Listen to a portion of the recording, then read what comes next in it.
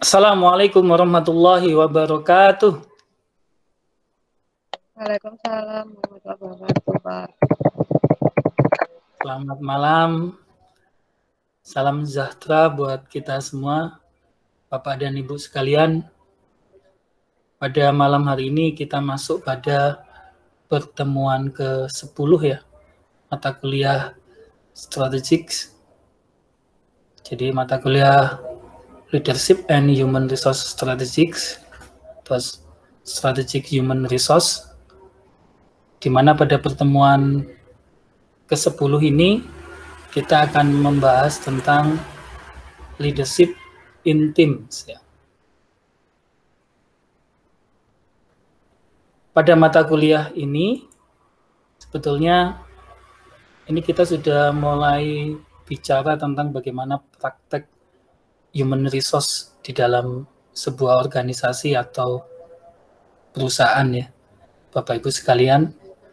Sehingga pada perkuliahan ini nanti kita akan mencoba lebih banyak sharing dan diskusi supaya nanti kita bisa lebih mengeksplor apa yang sudah Bapak Ibu selama ini dalami di dunia kerja. Baik Bapak Ibu sekalian, saya akan share materi saya.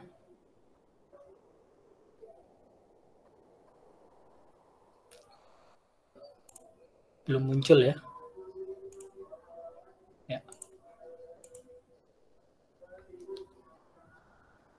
Sudah kelihatan Bapak Ibu sekalian? Jadi pada mata kuliah leadership in team ini kita akan bicara tentang bagaimana kepemimpinan di dalam sebuah tim, khususnya teamwork ya, kelompok kerja, di mana tim kerja itu adalah merupakan sebuah kelompok yang anggotanya bekerja secara intens pada tujuan bersama. Jadi kalau ada satu kelompok kerja, kemudian di situ ada tujuan. Jadi tujuan daripada kelompok kerja tersebut, tujuan divisi, dan tujuan divisi itu juga di dalamnya ada tujuan daripada individu-individu yang ada. Kemudian mereka melakukan sinergi secara positif untuk melakukan sebuah pengaturan kerja, pembagian kerja yang di dalamnya ada pertanggungjawaban, akuntabilitas baik secara kelompok maupun secara individu, karena sudah dibagi kerjanya, maka otomatis setiap individu bertanggung jawab terhadap target tertentu dari kelompok kerja tersebut, dan ada sebuah timbal balik, ada feedback, ada kerjasama, dan yang pasti di dalamnya itu ada sebuah keterampilan yang saling melengkapi antara individu yang satu dengan individu yang lain. Dalam kerja tim, itu ada beberapa jenis tim ya. Yang pertama, ini menurut Stephen Robin, jadi jenis tim yang pertama adalah problem solving teams.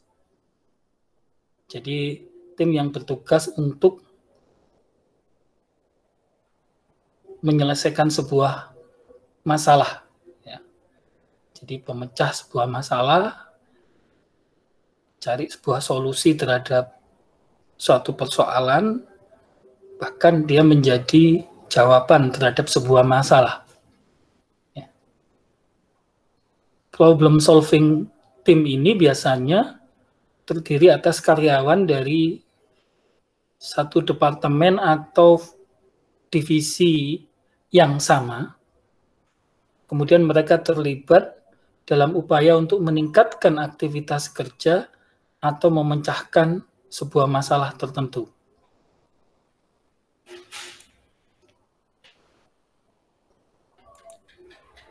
Kemudian yang kedua adalah self-managed work team atau tim kerja yang dikelola sendiri. Di mana di sini ada sebuah sekelompok karyawan secara formal, berarti memang dibentuk oleh satu perusahaan. Biasanya dia pada divisi yang sama, tapi perbedaannya di sini dengan problem solving teams, di sini mereka beroperasi tanpa manajer. Dan mereka bertanggung jawab atas satu proses atau segmen kerja yang saling melengkapi juga. Ya.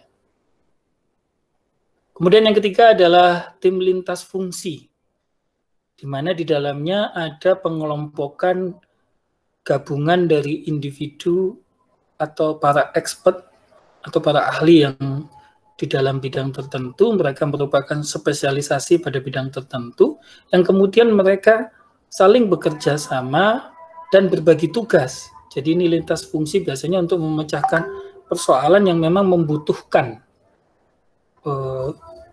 jawaban, membutuhkan para ahli atau spesialisasi yang lintas fungsi.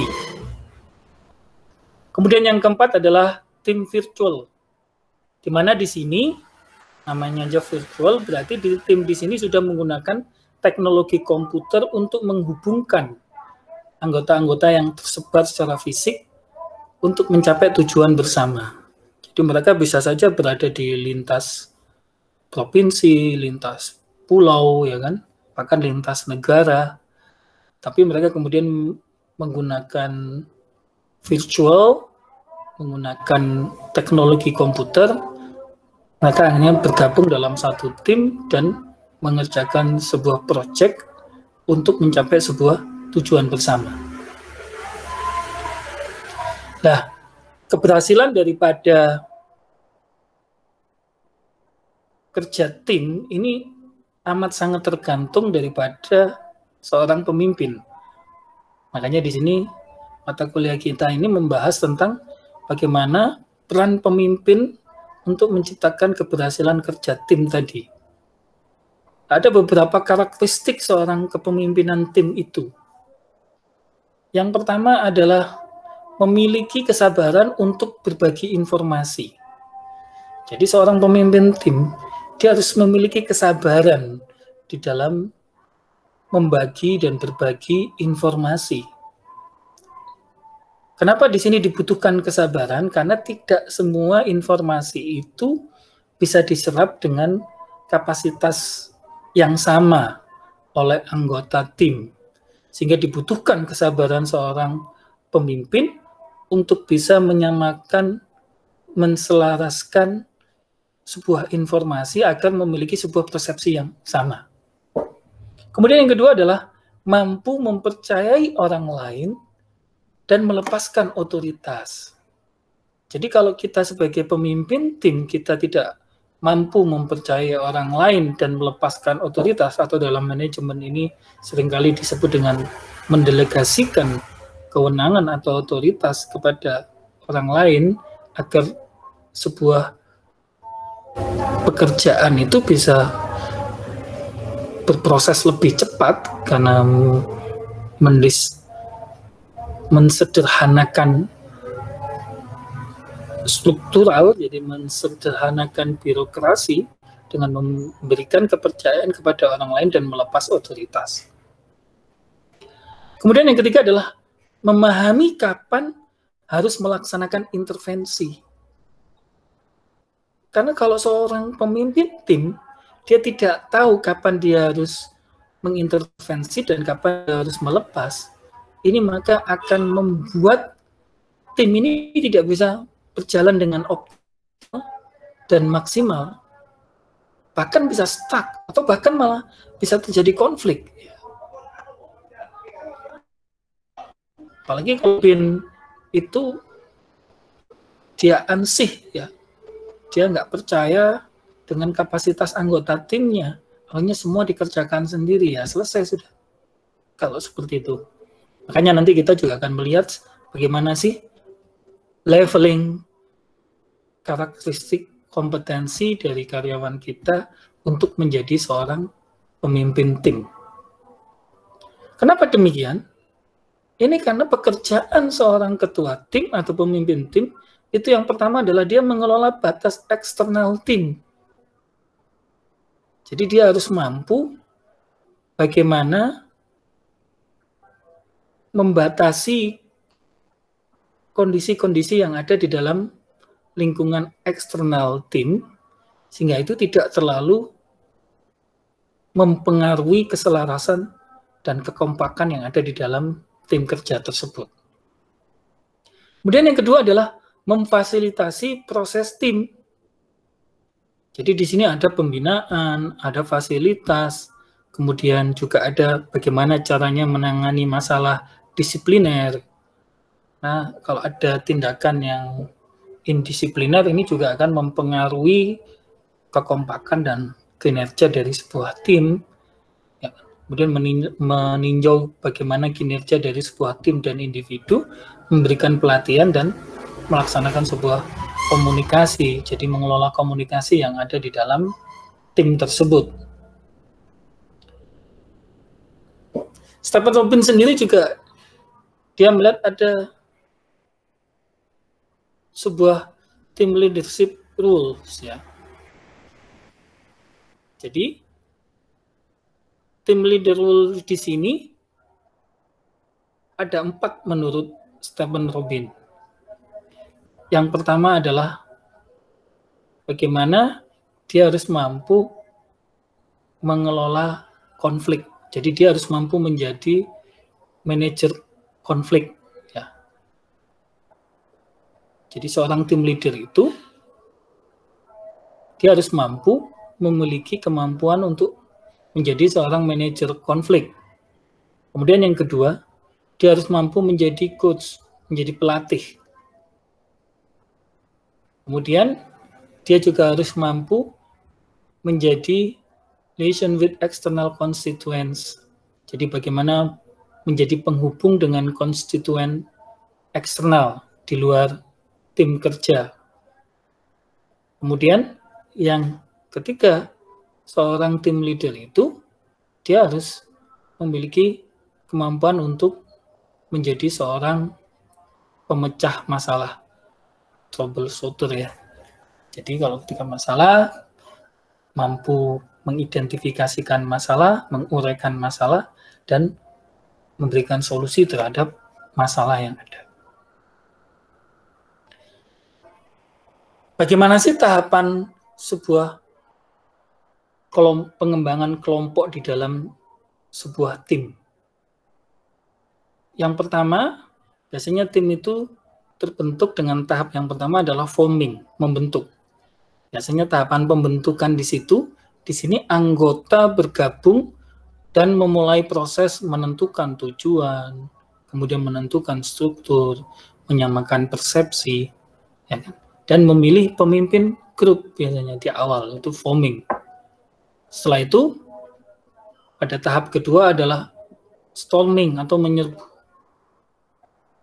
Di sini mulai ada sebuah konflik antar kelompok karena individu setelah nanti misalnya dipilih pemimpinnya, dipilih tujuannya, dipilih struktur organisasinya, pembagian kerjanya, biasanya ada beberapa individu yang menolak adanya kontrol oleh kelompok dan tidak setuju atas kepemimpinan. Sehingga di sini nanti diperlukan penyamaan persepsi, lobby-lobby, pendekatan-pendekatan untuk menyatukan perbedaan-perbedaan tersebut untuk mengelola konflik-konflik tersebut. Nah, setelah itu diciptakanlah sebuah norming atau norma. Jadi biasanya untuk menjaga supaya kohesivitas atau kekompakan kelompok itu terjaga, maka dibuatlah aturan-aturan, di mana yang aturan-aturan ini mengakomodasi kepentingan individu menjadi kepentingan bersama dan merupakan norma atau perilaku-perilaku yang dapat diterima oleh anggota kelompok maupun secara keseluruhan di dalam kelompok kerja tersebut atau tim kerja tersebut. Setelah itu, mereka baru melakukan yang namanya performing. Jadi, setelah kelompok terbentuk, kemudian konflik dikelola, kemudian diciptakan norma, aturan-aturan sehingga mereka bisa bekerja sama semua, maka baru kemudian mereka akan bisa berfungsi secara penuh untuk melakukan dan melaksanakan fungsi-fungsi tugas yang telah ada di dalam kelompok tersebut dan untuk bekerja mencapai tujuan daripada kelompok atau tim kerja. Kemudian yang selanjutnya adalah adjourning. Di sini adalah menunda. Jadi biasanya kalau nanti dirasa kepentingan-kepentingan tadi, pekerjaan-pekerjaan tadi sudah terpenuhi dan tidak ada tugas-tugas lagi, atau dirasa sudah memiliki kepentingan-kepentingan yang berbeda, yang tidak sesuai lagi dengan tujuan atau kepentingan kelompok, biasanya di sini kemudian akhirnya ada sebuah persiapan untuk membubarkan diri kelompok, baik secara individu maupun secara kelompok. Kemudian kondisi apa yang mempengaruhi perilaku daripada tim? Jadi yang pertama adalah kondisi eksternal dari tim. Ini bisa dari organisasi, bisa dari perusahaan. Yaitu yang pertama adalah strategi keseluruhan. Jadi strategi daripada organisasi itu juga akan mempengaruhi perilaku daripada tim. Kemudian struktur otoritas, ini terkait dengan kewenangan, kekuasaan. Kemudian regulasi formal, aturan-aturan yang berlaku di dalam perusahaan yang mungkin saja bertentangan dengan aturan kelompok. Mungkin saja bertentangan dengan kepentingan kelompok, dengan tujuan kelompok. Ini juga akan berpengaruh terhadap perilaku tim. Kemudian sumber daya organisasi yang tersedia.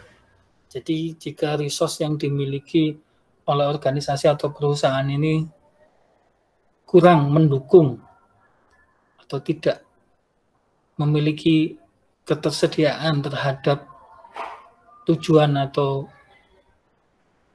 capaian kerja atau pelaksanaan kerja daripada tim, maka ini juga akan berdampak mempengaruhi perilaku tim. Kemudian kriteria seleksi karyawan.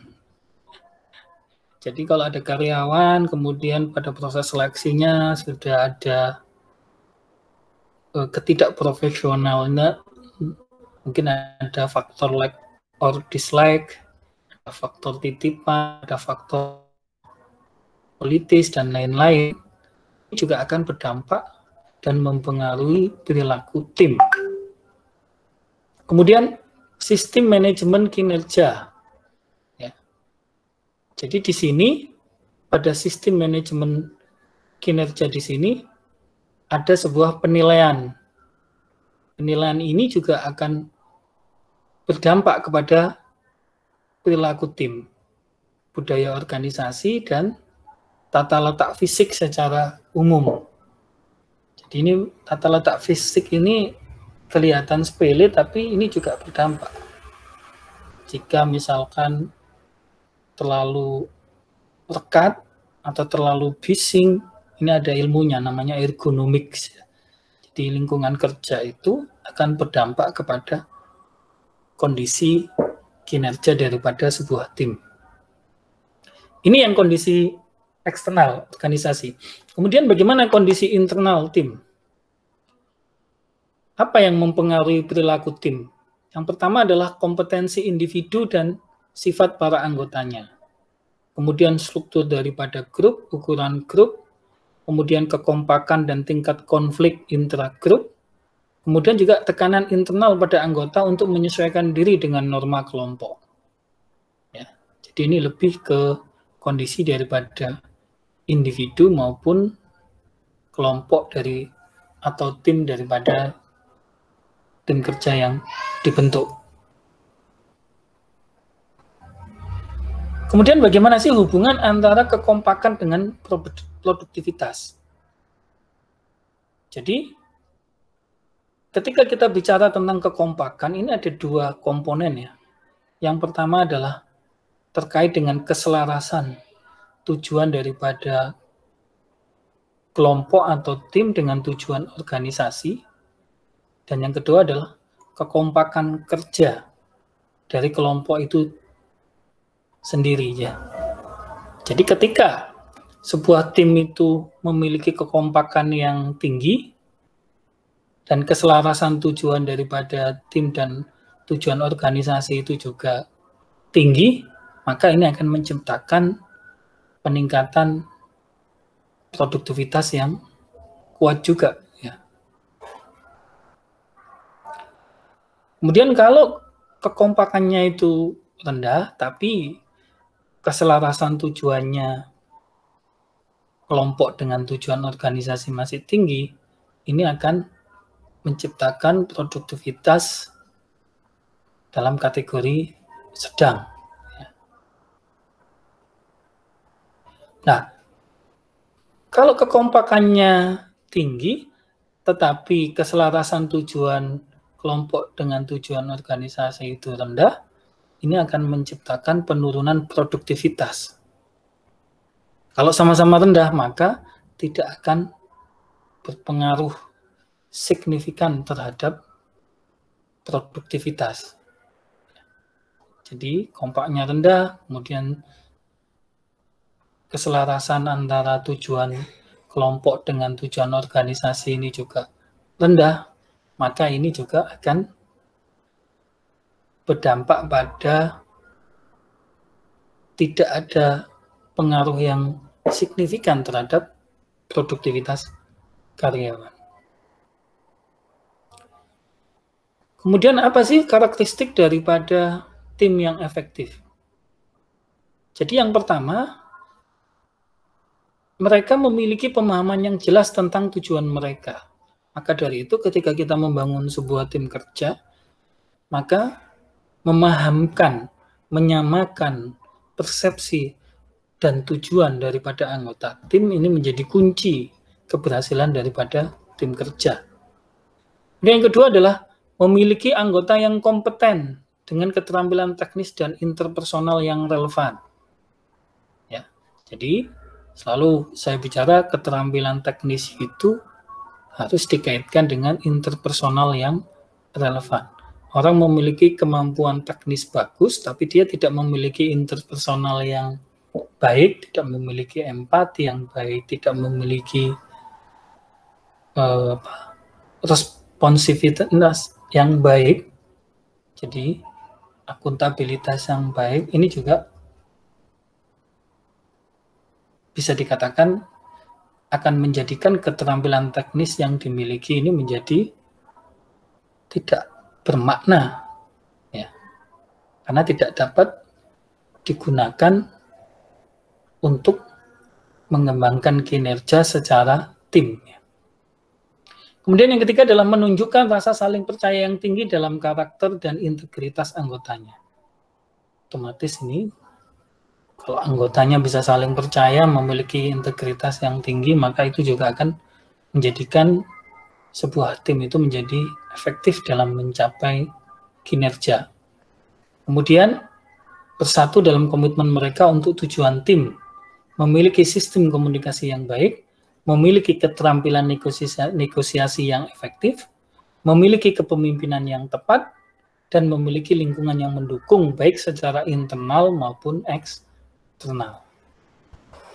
Nah, sekarang kita lihat, ketika kita misalnya kita maupun anggota karyawan yang lainnya, misalnya tergabung dalam sebuah kelompok, maka kita sebetulnya bisa tahu apakah anggota yang ada itu memiliki dorongan dan kemampuan untuk bekerja sama dalam sebuah tim. Ya. Ciri-cirinya seperti apa? Ya, ini kita akan bisa melevelkan kondisi daripada para karyawan, dia itu sebetulnya bisa bekerja secara tim atau tidak. Jadi kalau levelnya semakin rendah, menuju ke 0 bahkan ke negatif, itu menunjukkan bahwa dia itu sebetulnya tidak bisa bekerja secara tim. Ya. Jadi pada level negatif biasanya itu karyawan itu cenderung tidak kooperatif. Bahkan dia menjadi toksik, ya, menjadi virus. Karena dia selalu membuat masalah dan mengganggu di dalam anggota tim. Nah, kalau ada kondisi seperti itu dibuang aja dari kelompok. Karena itu justru akan bisa membuat keberadaan kelompok itu menjadi tidak efektif atau tim itu menjadi tidak efektif. Kemudian kalau dia netral, pasif, tidak berarti berpartisipasi, berarti kan dia tidak ikut dalam kelompok, ya nilainya 0, levelnya dia 0. Ya. Kemudian apa yang masuk pada area seseorang bisa bekerja secara tim? Jadi yang pertama, dia memiliki jiwa dan kemauan untuk kooperatif lah paling tidak. Dia bersedia untuk berpartisipasi dengan sepenuh hati, mendukung keputusan tim, menyelesaikan tugasnya, dan memberikan andil bagi tim. Ya. Kooperatif itu sudah bagus, berarti dia bisa bekerja secara tim. Level yang lebih tinggi lagi, dia di samping kooperatif, dia mau membagi informasi. Dia mau memberitahu orang lain mana yang salah, mana yang benar, memberikan proses timbal balik, dan memberikan informasi yang relevan bagi anggota lain supaya mereka bisa mencapai target yang ditetapkan di dalam tim itu.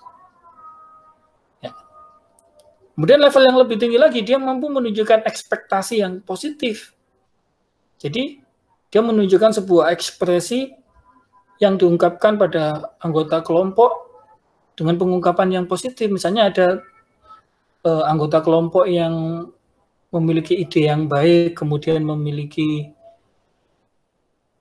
achievement yang baik, dia memberikan apresiasi pada kelompok tersebut. Dan dia juga memberikan kontribusinya. Jadi tidak hanya mengapresiasi, tapi dia juga memberikan kontribusi yang sama terhadap kelompok itu. Level tinggi lagi pada level 4, jadi di samping dia kooperatif, membagi informasi, menunjukkan ekspektasi, dia juga meminta input. Ya. Jadi penting, ketika seorang bekerja dalam tim, itu dia selalu merasa seperti gelas yang masih kosong. Jadi dia selalu merasa bahwa selalu ada ide-ide yang lebih baik mungkin dari anggota tim. Jadi dia menggali ide, dia selalu meminta input. Dan dia tidak merasa dirinya paling benar, dia tidak merasa dirinya paling pintar. Ya. Kemudian yang kelima adalah memberikan semangat, memberikan dorongan, memberikan penghargaan, ya, menghargai. Level ke-6 dia mampu membangun tim dengan menciptakan suatu suasana yang bersahabat, kemudian suatu moral yang baik, kemudian juga ada suatu kerjasama untuk menjaga keberlangsungan hidup daripada kelompok tersebut. Level yang lebih tinggi lagi, dia mampu menciptakan kompetisi di dalam kelompok tersebut sehingga masing-masing anggota itu bisa saling bersaing yang positif untuk saling meningkatkan kinerjanya. Nah, kemudian kalau ingin melihat kemampuan lain, ini biasanya kalau dalam rekrutmen bisa kita lihat dia itu sebetulnya pernah memimpin kelompok kerja enggak, gitu. Dan pada saat wawancara ataupun dari CV yang diberikan itu kan kelihatan dia pernah memimpin di level apa dan berapa orang yang pernah dia pimpin, itu di perusahaan kelas apa, ya, skala apa, itu menunjukkan leveling dia di dalam kemampuan dia untuk mengelola sebuah tim.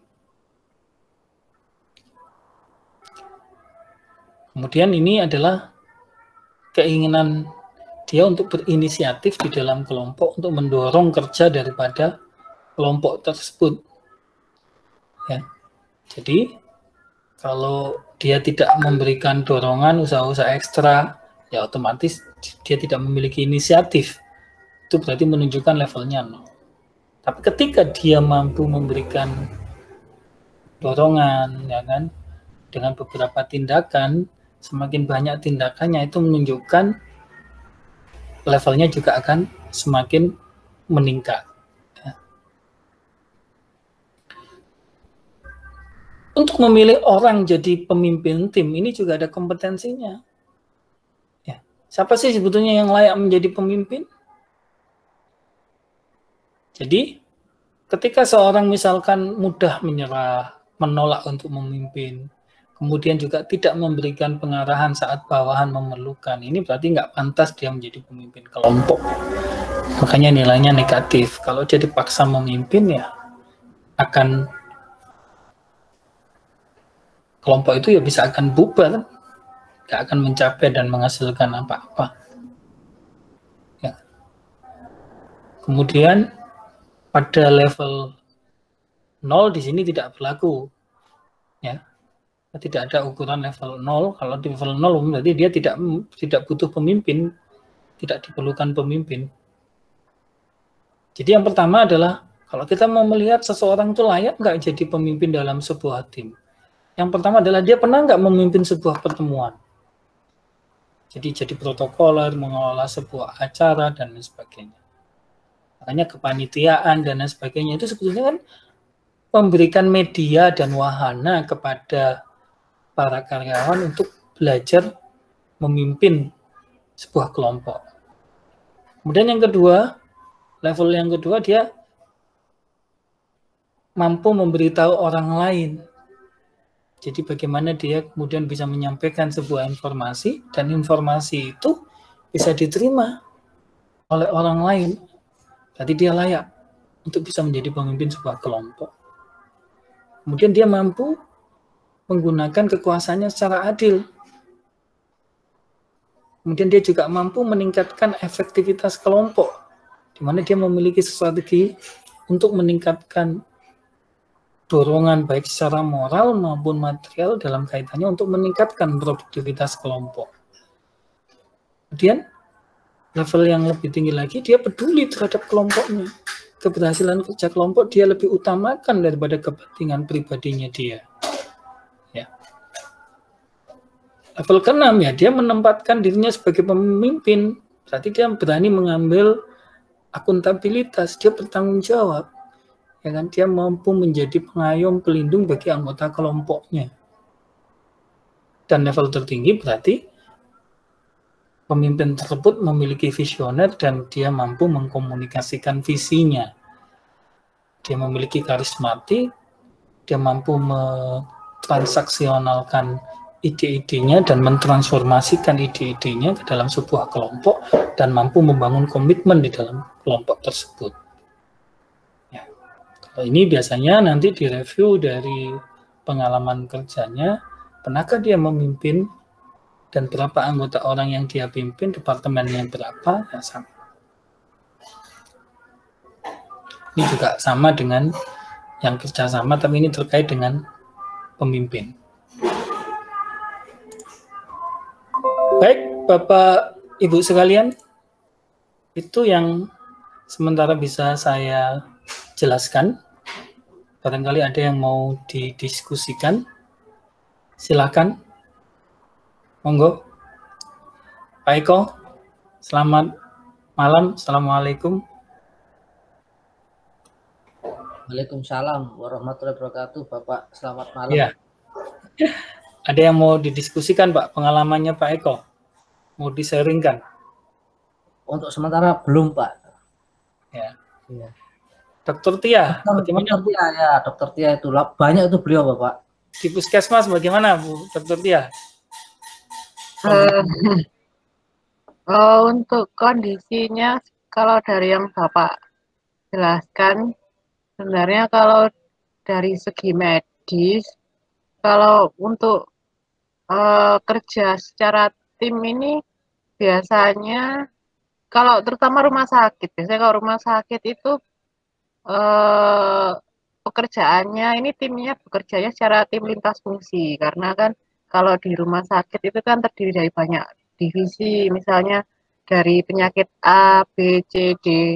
Nah, itu dari tim A, B, C, D, E itu nanti akan bekerja sama untuk menangani satu orang pasien seperti itu. Jadi seperti tim lintas fungsi yang tadi Pak Arasi jelaskan itu, jadi ada pengelompokan gabungan-gabungan dari ahli-ahli tertentu buat untuk menangani salah satu masalah. Jadi misal ada pasien dengan masalah, misalnya masalah perut yang tidak bisa ditangani oleh satu spesialis, maka nanti spesialis tersebut akan biasanya konsultasi dengan spesialis lainnya yang lintas keilmuannya. Jadi mereka saling bekerja sama untuk menyelesaikan permasalahan satu pasien tersebut. Kalau dari sisi medis sih seperti itu, Pak. Kalau dari rumah sakit kebanyakan seperti itu. Kalau puskesmas ini lebih ke ini kerjasamanya lebih ke problem solving juga bisa. Jadi antar departemen ini juga saling bekerja sama untuk menyelesaikan suatu suatu permasalahan, terus kemudian juga diskusi-diskusi seperti itu sih Pak. Kalau dari puskesmas, mungkin ada tambahan dari teman-teman lain gitu. Kalau di medis pengalaman saya melihat ya, Bu Dokter Tia. Jadi seperti yang Bu Dokter Tia sampaikan tadi itu benar sekali. Tapi ada faktor yang signifikan berpengaruh dalam leadership intim di medis, ya, di dunia medical. Sama kayak di dunia militer. Jadi faktor senioritas dan kepakaran seseorang. Jadi lintas fungsinya itu tidak hanya bisa di dalam rumah sakit itu saja. Misalnya ada seseorang yang dianggap pakar dan itu diakui oleh semua pihak, itu bahkan sampai level direktur pun bisa merujuk. Ini sama ya. Saya pernah punya kejadian, anak saya kena demam berdarah di salah satu rumah sakit. Kemudian belum ada tindakan medis yang signifikan menurut saya. Nah, kita kan kalau demam berdarah makin kritis kan semakin khawatir gitu. Nah, kebetulan ada salah satu orang tua dari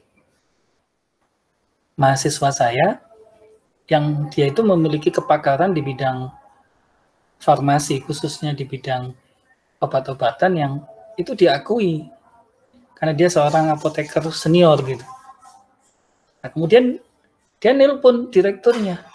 Itu di luar dugaan saya, direktur, kemudian dokter-dokter spesialis semua itu akhirnya ngumpul semua Bu, di ruangan saya mendengarkan instruksinya beliau. Gitu, mendengarkan instruksinya dari beliau. Sampai level direktur utama dari rumah sakit ini, padahal rumah sakit besar ini, itu sampai mendengarkan beliau. Saya pikir beliau itu dokter gitu loh. Saya nggak tahu. Tapi ternyata beliau itu dalam kepakaran di bidang dunia farmasi, dunia obat-obatan itu diakui oleh para dokter-dokter yang ada. Bahkan dia menjadi rujukan untuk menentukan kadar daripada obat. Karena kalau memang di luar negeri itu kan yang menentukan obat itu kan farmasi ya. Dokter itu hanya menentukan dosisnya ya Bu. Apa seperti itu. Ternyata ya itu sampai turun semua, sampai direktur utamanya turun semua. Saya sampai kaget. Saya pikir beliau dokter, ternyata bukan. Nah, mungkin di dunia militer di tempat Pak Sila juga seperti itu mungkin ya. Ada semacam lintas fungsi yang terkait dengan kepakaran dan kemampuan seseorang yang memiliki karismatik tertentu karena beliau memang teruji, dia militansi terhadap kepakarannya itu tinggi sehingga dia menjadi rujukan. Setelah itu saya tanya ke direktur utamanya itu, Bu, kenapa kok teman-teman ini sampai dokter-dokter spesialis juga, sampai ibu sendiri juga sampai turun. Terus dia bilang, Pak, kalau kita sampai tidak turun, kemudian kita apa istilahnya tidak menghargai beliau, kemudian suatu saat kita butuh beliau pasti tidak akan memperhatikan kita mati kutu Pak. Karena ketika kita mengalami sebuah problem yang sulit, menentukan obat, kemudian menentukan penyakit tadi itu bagaimana ini mengatasinya, itu kita butuh beliau gitu. Jadi saya tidak mendapatkan penjelasan dari direktur rumah sakitnya begitu. Pak Rasi beruntung kenal dengan beliau gitu. Jadi anak saya itu 3 hari sudah langsung keluar Bu setelah mendengarkan arahan daripada beliau itu. Memang dia penting tanya gitu.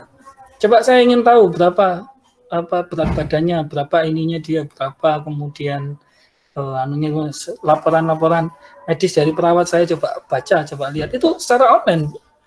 By phone dia menginstruksikannya. Jadi memang benar yang disampaikan Dr. Tia itu, kalau di dunia medis itu memang kepemimpinan tim itu bisa lintas fungsi karena kepakaran seseorang daripada keahlian seseorang yang memang terbukti dan menjadi rujukan ya bagi profesi tersebut gitu, bagi dunia medis.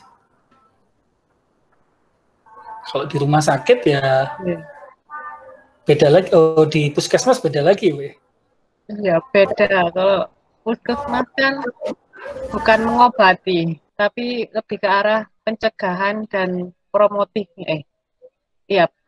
Promotif sama preventifnya. Kalau puskesmas itu, jadi tidak megang langsung ke pasiennya. Jadi beda lagi pola leadershipnya.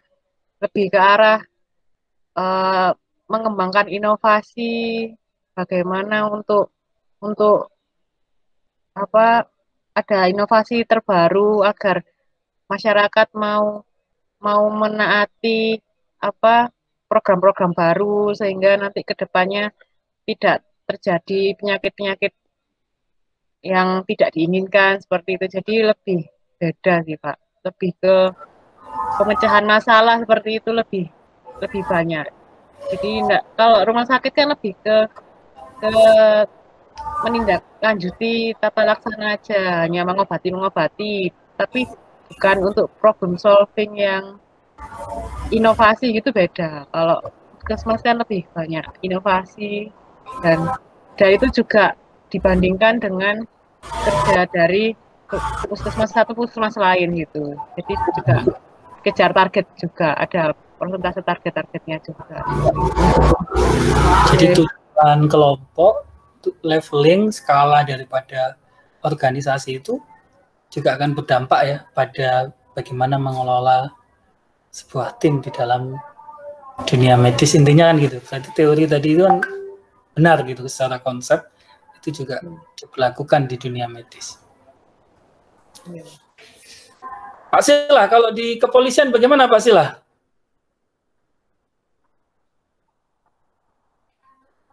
Pak Sila? Ya, Assalamualaikum Bapak. Salam.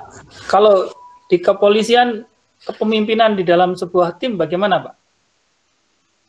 Seperti itu juga Pak, tetap ada hierarki. Hierarki yang dijunjung yang sangat tinggi dalam baik pengambilan keputusan di lapangan, tetap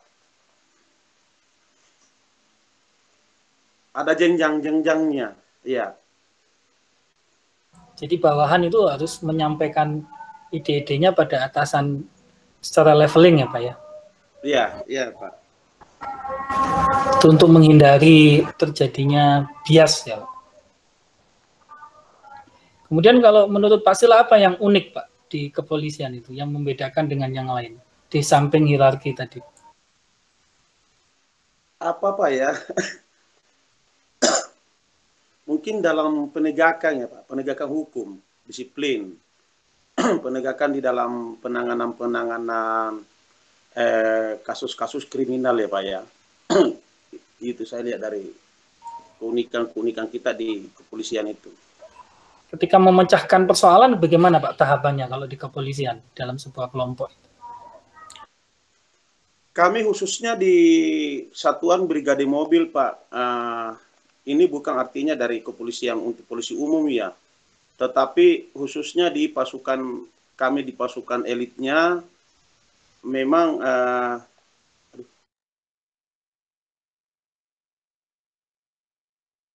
gangguan sinyal sepertinya Bapak Sila.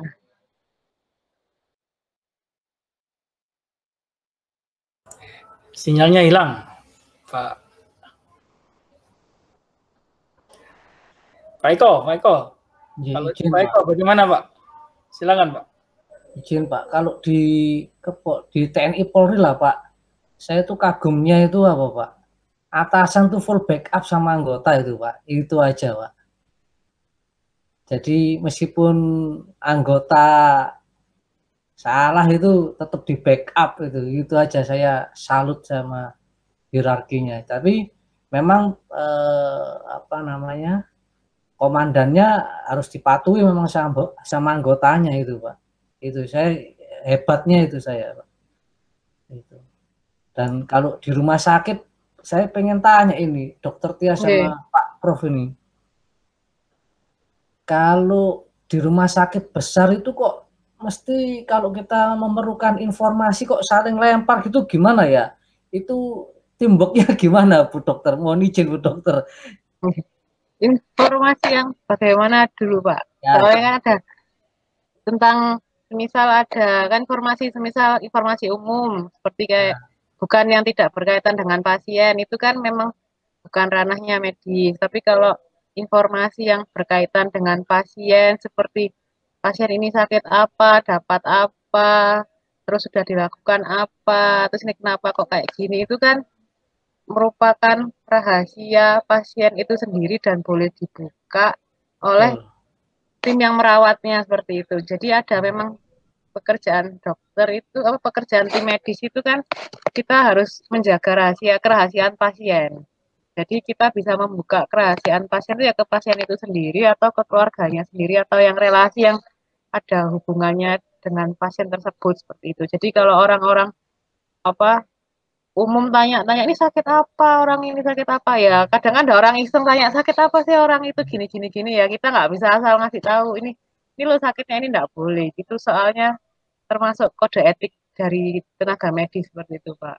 Tergantung sih dari informasinya itu jenis informasi apa biasanya seperti Ya, itu. siap. Ya, Dokter itu sepakat. Dan kadang-kadang kalau kita, ya mohon maaf ini kan antara rumah sakit swasta sama negeri, Bu Dokter umpama tanya kamar atau tanya informasi pasien gitu, kalau di negeri itu yang lebih besar itu, mohon maaf itu lempar-lemparan. Mau cari kamar, maksudnya cari informasi ruangan di mana pasien dirawat aja saling itu apa lempar gitu. Kadang-kadang kita kalau mau nengok kan umpama posisi jauh kan dokter ya apa ada rasa proaktif untuk empati untuk membantu gitu loh Bu Dokter itu izin. Jadi itu gimana? Kan kadang-kadang negeri pun kadang-kadang juga teamwork-nya bagus juga, tapi kadang-kadang ada yang memang beberapa pengalaman memprihatinkan kan gitu. Mohon izin Pak Prof gimana Pak? Oke, kalau yang saya lihat karena saya juga pernah kerja di swasta dan kerja di rumah sakit pemerintah memang ini apa namanya tujuan utamanya mereka itu berbeda. Kalau yang saya lihat loh sejauh ini nih Pak, kalau rumah sakit swasta itu lebih ke mengutamakan ke pelayanan pasien, ke pelayanan lebih ke arah ke pelayanan lah Pak. Jadi memang pasien ini sangat dilayani, terus memang benar-benar mengutamakan apa ya, pokoknya yang pasien ataupun customer jadi lebih mengutamakan pelayanan customernya itu memang di benar-benar dibagusin karena kan mereka kan swasta kan tujuannya berbisnis mencari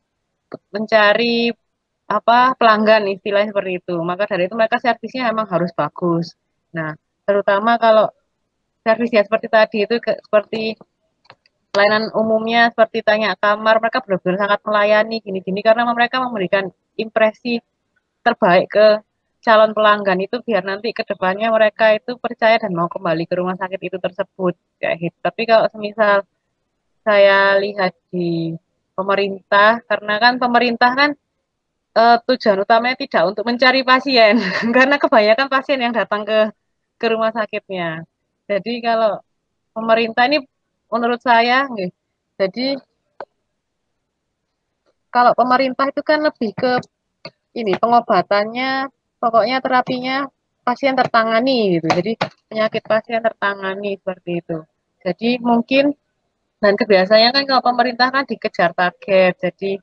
Jadi memang angka kunjungan berapa harus teratasi berapa, enggak boleh ada salah atau apa laporan apa-apa. Jadi lebih mengutamakan ke tindakan-tindakan ketika merawat pasiennya. Jadi mungkin karena terlalu fokus ke arah sana, mereka tidak seberapa fokus ke arah customer service-nya. Karena kan memang kalau pemerintah yang saya lihat kan mereka itu tidak mencari pasien. Justru kan pasien yang datang karena pasien kan kebanyakan kayak BPJS gitu kan ya udah datang saja seperti itu.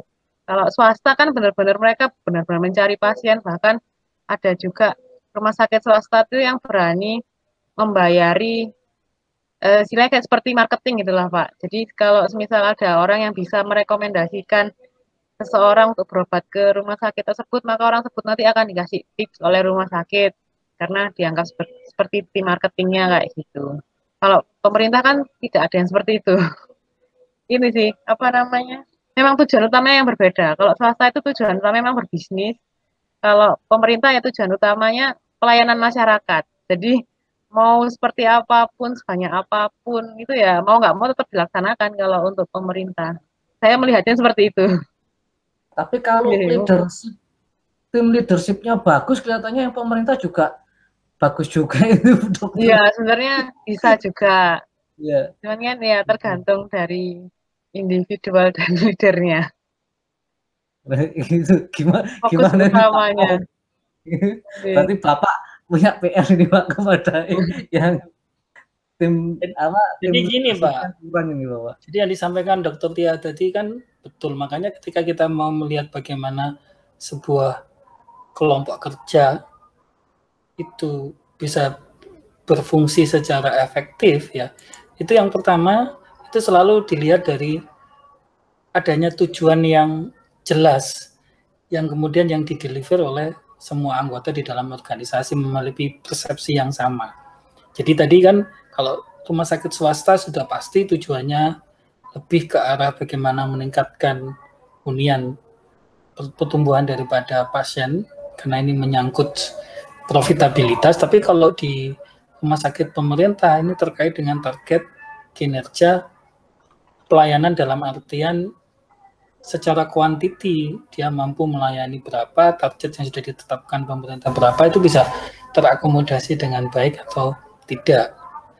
Ya.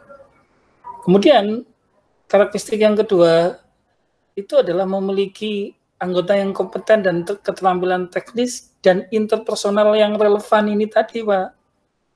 Jadi sebetulnya di samping memang tergantung leadership yang ada di dalam tim tersebut, di dalam perusahaan atau rumah sakit tersebut, ini juga tergantung dari anggota organisasi atau para karyawan yang ada di dalam rumah sakit tersebut. Dia adalah orang-orang yang memiliki keterampilan teknis dan interpersonal yang relevan tadi. Kalau di dunia medis pasti yaitu tadi empati, integritas, responsibilitas, ya kan. Kemudian ketanggapan, responsiveness. Ini mereka punya enggak interpersonal yang begitu. Ya kan? Makanya ketika kita melakukan sebuah rekrutmen, ini juga akan menentukan nanti keberhasilan sebuah tim kerja yang dibentuk oleh rumah sakit tersebut. Ketika dia merekrut, dia tidak hanya melihat misalkan seorang pelayan administrasi, petugas administrasi di rumah sakit tersebut, atau katakanlah security juga, itu tidak hanya dia memiliki keterampilan di dalam mengamankan, tapi dia juga memiliki interpersonal yang bagus, dia memiliki empati, dia memiliki responsiveness yang bagus, dia tanggap, dia peduli. Gitu. Itu di proses rekrutmen, kalau itu berjalan, Pak, maka ketika nanti itu dia masuk dalam sebuah tim, karakter ini juga akan menjadi sebuah karakter yang dibutuhkan dalam tim tersebut. Ya. Makanya setiap rumah sakit itu berbeda, mungkin karena itu tadi di samping dia memang memiliki manajemen yang berbeda, dia juga ketika proses rekrutmen, dia juga memperhatikan aspek-aspek interpersonal juga. Dan ini juga berlaku di perusahaannya Pak Eko juga. Karena kalau kita ngomong interpersonal, itu benar-benar terkait dengan karakteristik kepribadian seseorang, Pak Eko. Makanya kenapa ketika kita melakukan sebuah rekrutmen, kadang-kadang perusahaan itu lebih mengedepankan aspek interpersonal daripada keterampilan teknis. Karena kalau interpersonal itu terkait dengan pribadi seseorang. Kalau dia sudah punya pribadi yang melayani, pribadi yang tanggap, pribadi yang punya integritas, pribadi yang empati, ini otomatis dia akan automatically ketika dia melaksanakan pekerjaan, pribadi-pribadinya ini akan muncul dia. Makanya beberapa perusahaan kadang-kadang lebih mengedepankan aspek kompetensi interpersonal ini dibandingkan keterampilan teknis, karena keterampilan teknis itu bisa dilatih lebih mudah dibandingkan dengan keterampilan interpersonal tadi, kecuali pada aspek-aspek khusus ya. Contohnya dokter spesialis, kemudian spesialis bidang tertentu yang memang ini membutuhkan di samping pengalaman juga kemampuan tertentu dari seseorang. Tapi untuk bidang-bidang kayak misalkan security, administrasi, kemudian perawat, ini ya mungkin yang bisa lebih dikedepankan adalah mereka memiliki kemampuan interpersonal yang baik enggak gitu. Kalau baik ya ini akan menunjang keberhasilan daripada perusahaan atau rumah sakit.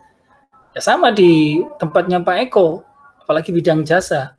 Mungkin bisa lihat video saya di manajemen pemasaran jasa ya.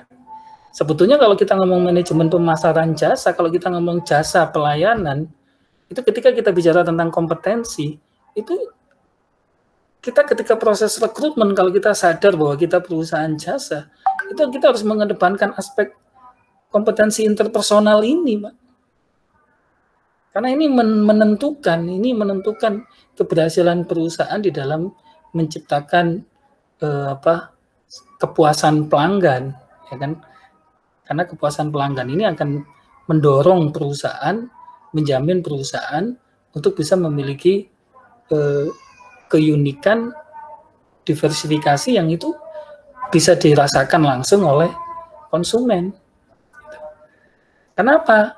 Ya karena mesin produksinya orang. Ketika mesin produksinya orang, ya ini yang harus dikedepankan. Bahkan ekstrim, Mbak. Ya, ada saya pernah bertemu dengan owner sekaligus dia manajemen dari sebuah perusahaan yang bergerak di bidang sektor pariwisata. Jadi sektor pariwisatanya ini pokoknya kaliber lah, di Indonesia dia number one. Ketika saya berkesempatan berdiskusi, bertanya kepada beliau, saya tanyakan kepada beliau, apa sih sebetulnya kata kunci sukses daripada beliau mengembangkan bisnis pariwisata? Ya dia ngomong, kata kuncinya ya orang. Pariwisata itu jual apa sih, Pak? Jual kesenangan.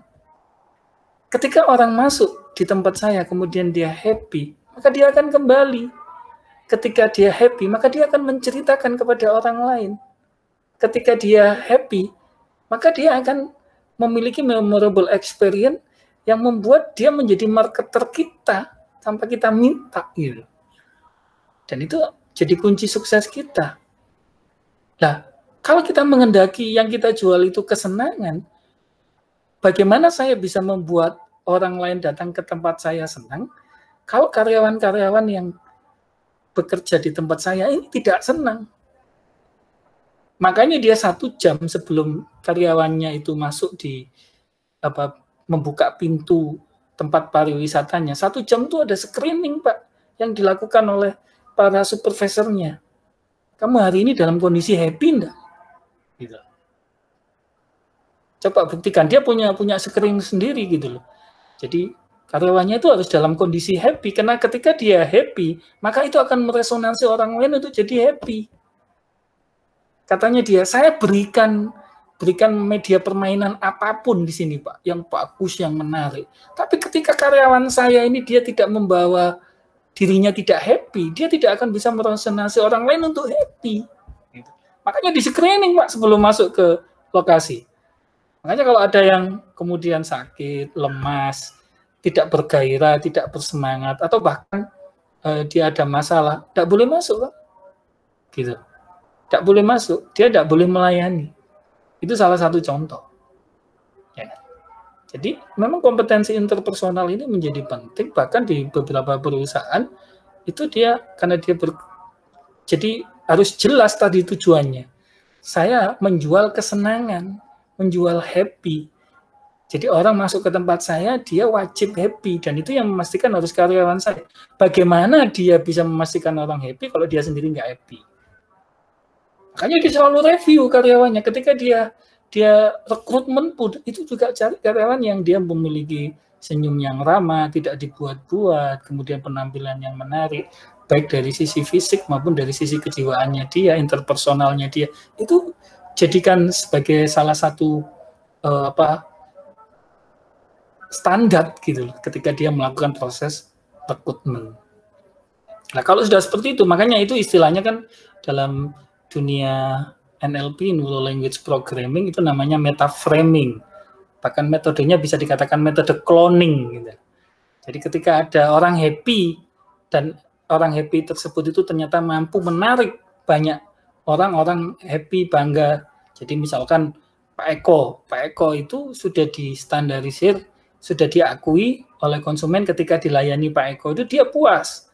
Nah itu makanya kemudian Pak Eko itu dilakukan metaframing. Siapa sih Pak Eko ini? Bisa nggak saya cloningkan ke karyawan yang lain? Bisa nggak karakteristiknya Pak Eko ini kemudian saya gunakan deskripsinya untuk melakukan rekrutmen bagi orang lain? Misalnya Pak Eko dari mana asalnya, dari mana sekolahnya, bagaimana keluarganya, apa pendidikannya, bagaimana pengalaman kerjanya. Itu di metaframing kan Pak. Dan inilah yang membuat setelah saya bergaul dekat dengan teman-teman di Ciputra, di Lipo yang saya kenal, yang membuat mereka eksis, bertahan, karena mereka melakukan ini. Jadi ketika ada karyawan yang berhasil, itu selalu di-cloning sama dia. Di metaframing, di-cloning, dan itu cenderung lebih efektif untuk menghasilkan sebuah kinerja yang baik.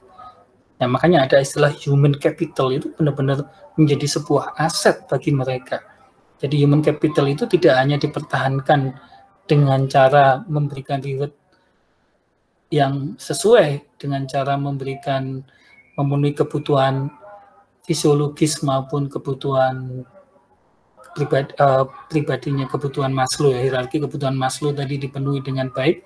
Tidak hanya itu, tapi bahkan kemudian mereka menciptakan generation, jadi menciptakan cloning, ya istilahnya, mengcloning karakteristik orang tersebut itu untuk dijadikan sebagai sebuah metaframing ketika mereka melakukan rekrutmen atau bahkan ketika mereka menempatkan seseorang untuk naik pada level jabatan tertentu di metaframing karena apakah dia memiliki karakteristik yang sama dengan itu. Jadi sampai seperti itu Pak Eko. Jadi pemimpin tim itu ya itu tadi, makanya pemimpin yang levelnya tertinggi tadi itu dia tidak hanya sudah mampu memimpin tim yang baik itu tadi, dia tidak hanya mampu menjadi orang yang memotivasi, tapi dia juga mampu menjadi orang yang memiliki visioner, mentransformasi tidak hanya mentransfer knowledge-nya dia, tapi juga mentransfer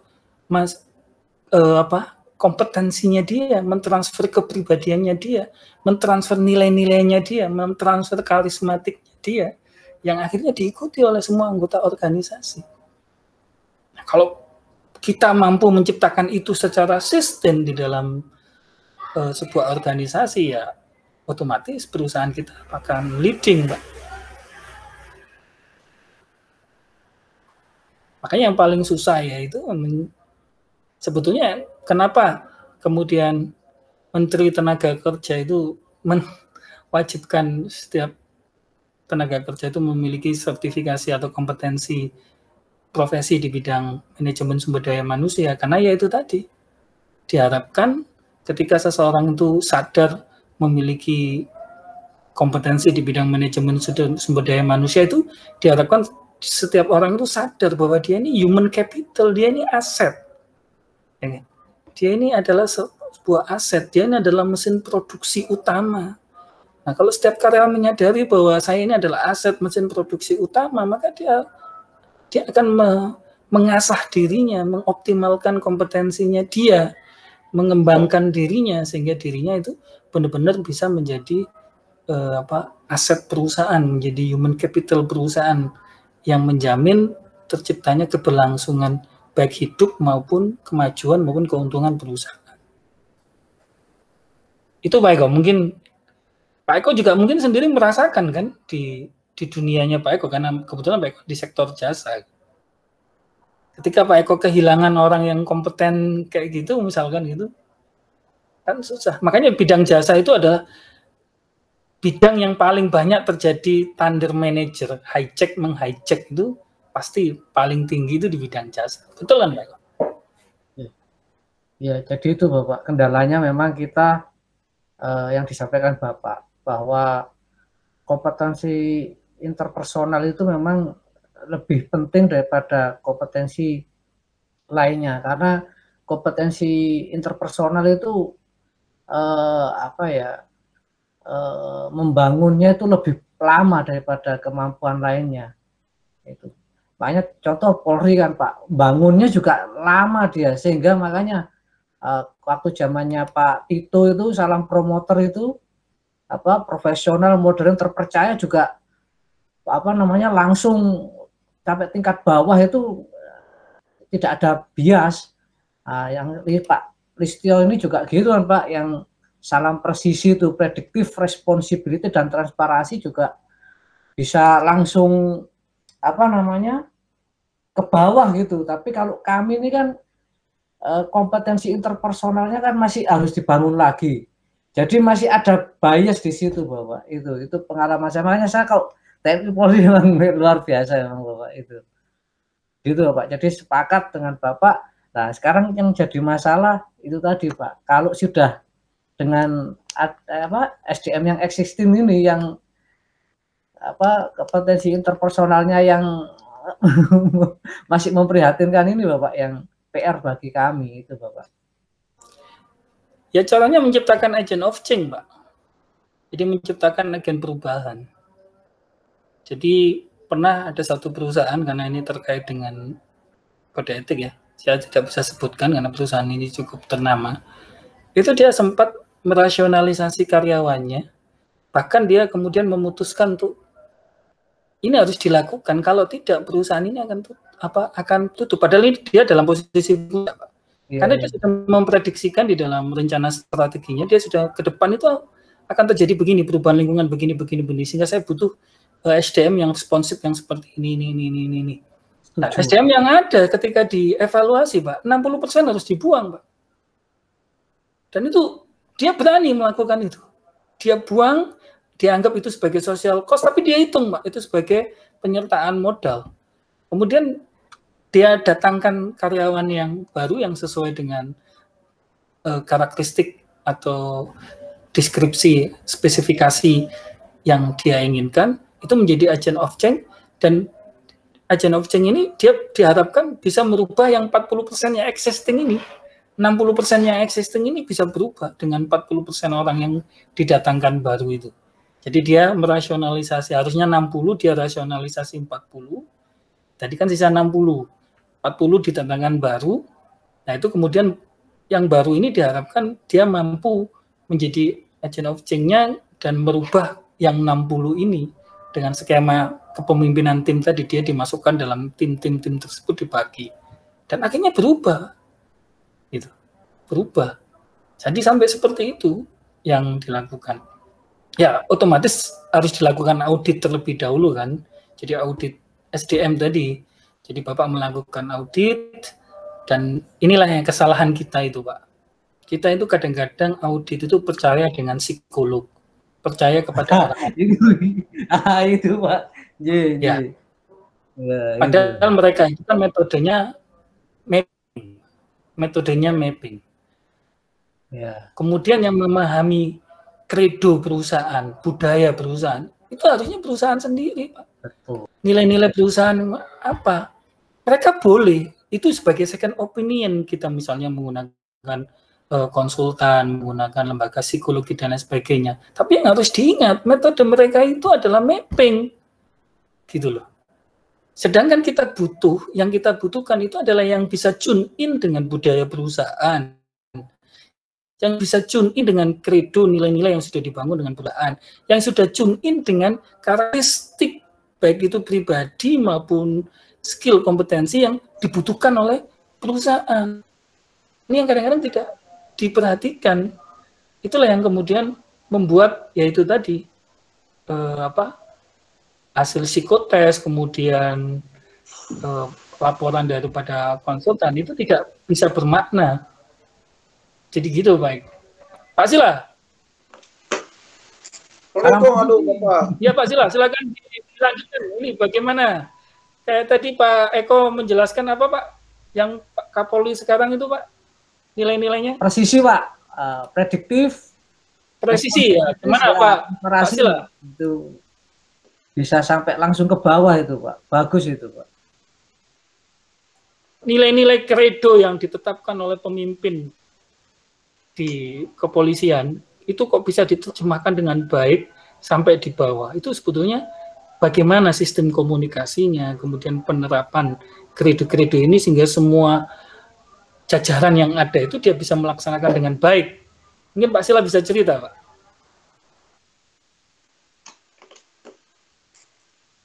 Aduh, tapi ini lagi. Ya, Pak Sila.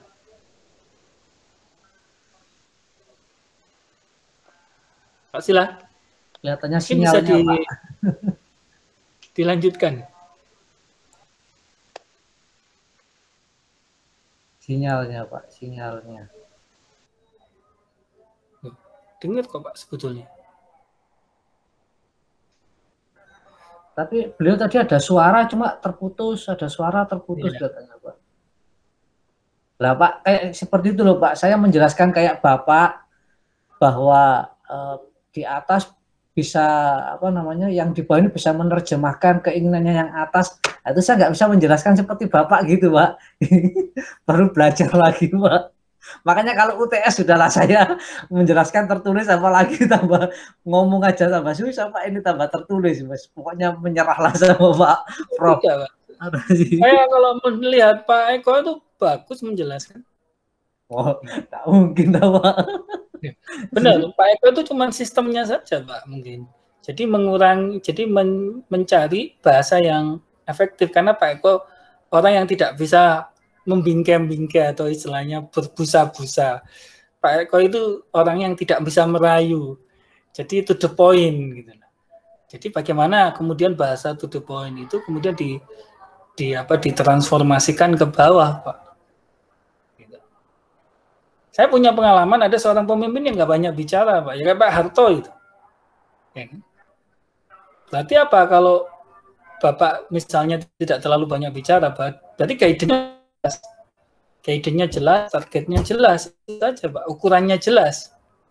Itu aja yang ditegaskan digembar-gemborkan terus. Ya sama kayak Pak Eko tadi menjelaskan di kepolisian kan cuman sebetulnya kalau kita ngomong kredonya kan cuma 3 tadi yang baru apa presisi ya.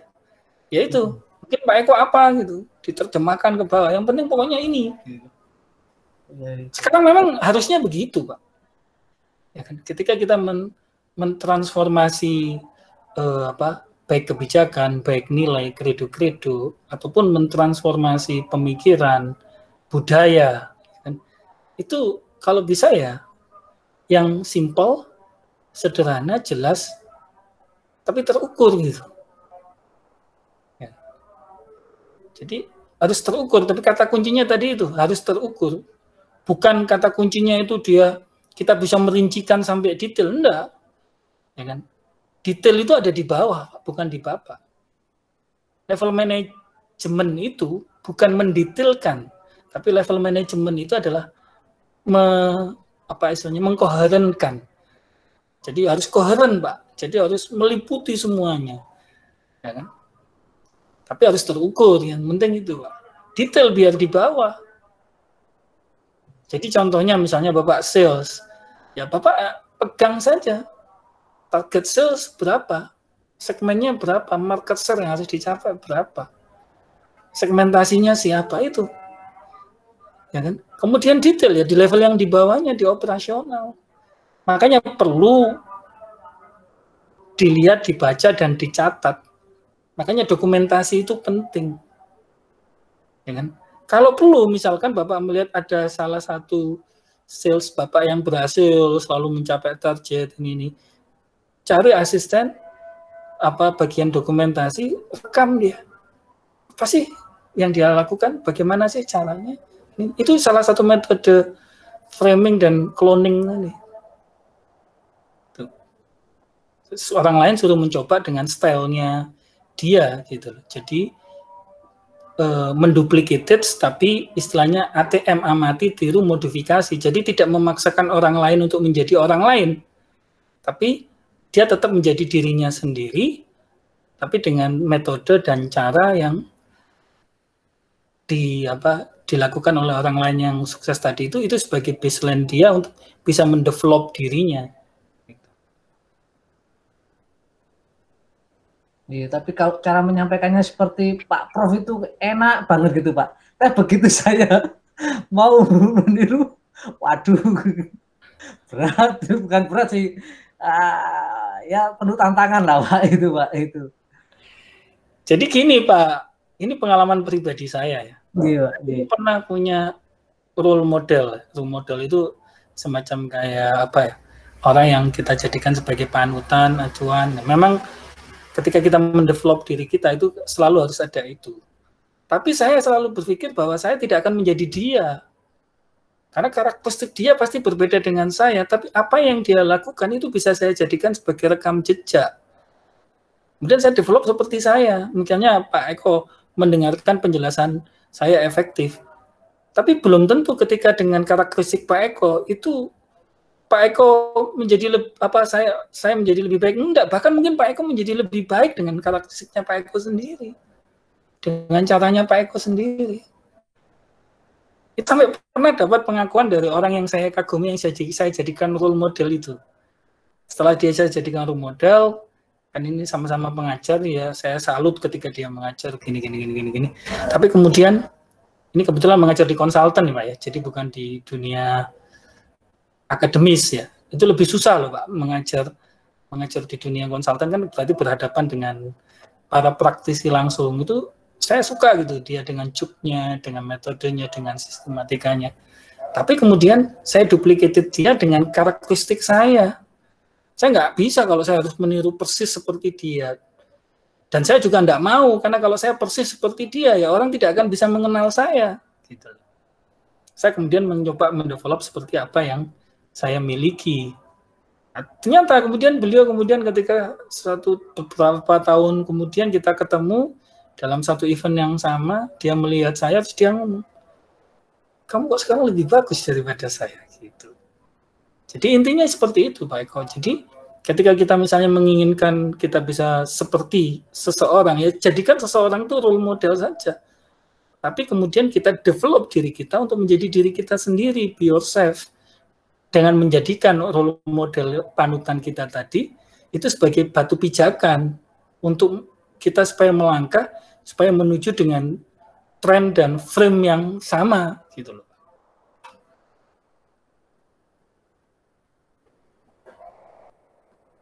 Jadi itu Pak Eko. Baik, ada diskusi lagi Pak Eko. Ini kangen diskusi Pak Eko. Minggu kemarin tidak ada Pak Eko ini. Banyak kegiatan Pak. Waduh, apalagi mendekati penyekatan ini Pak. Udah besok mulai diundang sama teman-teman Polri untuk upacara pembukaan itu. Ketupat candi di sini Pak. Baik, mungkin cukup. Bu Indah, mungkin ada yang mau didiskusikan Bu Indah? Sebetulnya nggak cukup Pak, ini makin belajar tadi. Itu menunjukkan kalau Pak Eko tapi disesuaikan dengan kita ini, saya jadi gimana ya gitu tadi. Siap-siap tapi jadi Pak ini Pak. Ini salah satu tips saja ya. Jadi saya lihat Pak Eko ini gaya berbicaranya itu terkait dengan body language. Jadi Pak Eko ketika menjelaskan sesuatu pasti ada gerakan-gerakan khusus di dalam tubuh Pak Eko. Bicara ini saya lihat ya kan. Itu tips saja. Jadi tinggal Pak Eko kemudian menyesuaikan gerakannya Pak Eko. Jadi bahasa tubuh itu menjadi bahasa verbal Pak Eko ketika menjelaskan sesuatu. Nah, caranya bisa dengan metode mirror tadi itu. Jadi misalkan saya seperti ini, kalau diaplikasikan ke Pak Eko seperti apa? Pak Eko bisa di kaca, menggunakan kaca, faktor mirroring. Pak Eko mungkin melihat video saya, kemudian Pak Eko mencoba menerjemahkan di Pak Eko sendiri. Nah, secara manual Pak Eko melakukan itu. hebatnya otak kita, hebatnya manusia, itu ketika itu kemudian berjalan secara alur sistemik, manusia itu kalau alurnya berjalan secara sistemik, itu automatically, Pak, ternyata dia itu berkembang dengan sendirinya. Itu memang luar biasa ciptaan Allah, itu luar biasa itu. Itu tidak ada di makhluk lain. Makanya jangan khawatir digantikan robot, itu tidak mungkin. Manusia digantikan robot itu nggak mungkin. Ya kan? Mungkin skill-skill yang terkait dengan skill teknis ya, itu mungkin bisa digantikan robot. Makanya jangan fokus pada kompetensi teknis. Tapi skill yang terkait dengan interpersonal itu tidak bisa. Itu beda manusia. Bahkan Allah sendiri kan, Tuhan sendiri mengatakan bahwa jin itu pun tidak bisa niru manusia. Makanya kenapa yang dijadikan khalifah di muka bumi ini bukan jin, bukan dari bangsa jin dan malaikat, ya kan? Tapi manusia, karena manusia memiliki karakteristik itu, Pak. Ya. Kalau malaikat itu ya dia sami'na wa ata'na, dia lurus gitu. Kalau manusia itu bisa improve, bisa dia berkembang menjadi lebih baik, ya kan? Dia juga bisa menurun, decline menjadi lebih buruk daripada hewan juga kan gitu. Itu manusia itu. Makanya yaitu tadi alur itu diikuti. Salah satu contoh. Kenapa orang cerdas, orang pinter itu kalah dengan orang rajin? Ya karena sistemik tadi itu, Pak. Jadi kalau misalnya tadi sistem, kalau Bapak mau membangun pola kerja yang baik di perusahaan Bapak, di cloning apa aja, Pak? Sistem yang dilakukan oleh salah satu karyawan Bapak yang berhasil, dia melakukan apa sih? Itu jadikan sebuah sistem. Orang lain kemudian suruh melakukan itu jadikan sebagai rule-nya, sebagai rule of the game-nya, jadi aturan permainannya ya. Bagaimana itu kemudian harus dijalankan oleh seluruh karyawan Bapak. Bapak juga begitu, misalkan begitu. Coba sih diciptakan sebuah alur. Ya kan? Jadi ya Bapak sebelum menceritakan kepada orang lain, ceritakan sendiri di depan kaca gitu. Salah satu contoh begitu. Bapak bisa paham nggak dengan gaya Bapak menceritakan itu tadi? Ketika Bapak paham, maka itu nanti akan bisa meresonansi kepada orang lain. Dan hebatnya manusia itu memiliki frekuensi yang bisa meresonansi, mempengaruhi orang lain. Jadi ketika saya tanyakan kepada para ahli itu, bahwa bagaimana sih sebetulnya mempengaruhi orang lain, membuat frekuensi orang lain itu sama dengan frekuensi kita. Jadi ketika modulasi kita sama dengan orang lain, maka orang lain itu akan mengikuti kita. Makanya dalam konsep hipnotis itu sebetulnya hipnoterapi yang efektif itu adalah menghipno orang dalam kondisi sadar, Pak. Karena kalau kita menghipno orang dalam kondisi tidak sadar, itu hanya berfungsi ketika dia tidak sadar aja. Setelah itu selesai, Pak. Dia tidak akan terpengaruh apa-apa. Tapi ketika kita menghipno orang dengan dalam kondisi sadar, dia itu mengikuti dengan penuh kesadaran. Itu akan menjadi kepribadiannya dia, menjadi habitnya dia, menjadi bahkan secara ekstrem itu menjadi ideologinya dia. Gitu. Hanya metode-metode yang digunakan oleh kelompok-kelompok tertentu itu kan biasanya pencucian otak dan lain sebagainya, itu sebetulnya menghipno orang dalam kondisi sadar. Dan itu setelah saya pelajari, itu dilihat dari karakteristik orang itu, disesuaikan frekuensinya, disesuaikan dengan kesukaannya dia, bahkan disesuaikan dengan apa yang menjadi ideologinya dia, apa yang menjadi panutannya dia, itu disesuaikan semua. Dan yang terakhir genetik itu, kalau genetik kan enggak bisa diubah, tapi kan dia 20%. Ya. Yang selotip dan fenotip itu yang 80% yang bisa diubah. Itu yang biasanya dilakukan. Bahkan ekstrim, Pak Eko. Saya pernah baca, ya, mohon maaf bagi yang beragama lain. Jadi di dalam satu hadis sahih itu Nabi itu pernah menjelaskan, hadis ini diriwayatkan oleh muttafaqun alaih, ya, jadi ayat Muslim. Jadi Nabi itu pernah menjelaskan bahwa seseorang itu akan dimudahkan menuju takdirnya. Jadi kemudian bagaimana sih penjelasan itu? Saya cari lagi komprehensif. Ya kan? Karena kalau kita ngomong Nabi ini kan sebetulnya suhu, ya, para panutan yang ilmunya langsung dari Tuhan. Bahkan di agama lain juga, contohnya Lipo dan lain-lain itu menerapkan konsep ilmu langit, Pak. Konsep ilmu langit itu ya itu tadi spiritualitasnya yang dikuatkan dengan berpijak pada ajaran-ajaran yang mereka yakini. Nah, kita itu. Nah, kemudian Nabi itu menjelaskan bahwa ternyata takdir orang itu setiap leveling itu berbeda, Pak. Dan usaha orang pada setiap leveling itu akan menunjukkan dia bisa berubah pada level selanjutnya atau tidak. Jadi Nabi itu menjelaskan dalam hadis itu, misalkan kehidupan seseorang untuk naik dalam satu kehidupan tingkatan, baik itu iman, takwa, maupun kehidupan duniawi ya, naik karir, profesi, jabatan, keahlian atau apa, itu selalu dalam sebuah skema leveling. Ya kan? Dan setiap di leveling itu seseorang akan dimudahkan untuk menuju takdirnya. Takdirnya ini apa, jadi apa, itu akan dimudahkan. Tapi tetap ada sebuah upaya, exercise yang mendorong dia untuk mendobrak itu. Jadi misalkan kayak saya ada di level 1 misalnya tahapnya ini. Kemudian saya menghendaki, coba Pak Eko juga kalau boleh jujur flashback mulai kehidupan masa kecil. Contohnya saya ketika masa kecil saya pelo, Pak. Pelo saya cedal banget, Pak. Gitu loh. Bahkan sampai orang saya ngomong tuh orang nggak bisa tahu, Pak. Tapi Bapak lancar sekali gitu, gimana? Makanya Bapak kan nggak tahu masa kecil saya lahir dalam kondisi pelo, Pak. Dan pelo saya berat. Saya tidak hanya pelo, tapi saya juga ada semacam kerusakan mental karena saya ada mengalami satu masalah gitu ya. Ya kan, dalam proses kelahiran dan lain-lain itu, ya kan. Ini kan berarti ketika saya kemudian di level ini saya menyerah enggak? Gitu. Dan alhamdulillah saya tidak menyerah, Pak. Saya justru meningkatkan untuk mendobrak level saya ini, exercise saya ini, dengan saya mencoba untuk berprestasi. Saya doktrin diri saya bahwa saya harus berprestasi menjadi juara qiraah dan puisi. Padahal itu yang pasti saya gugur kalau saya pelo kan. Iya, iya.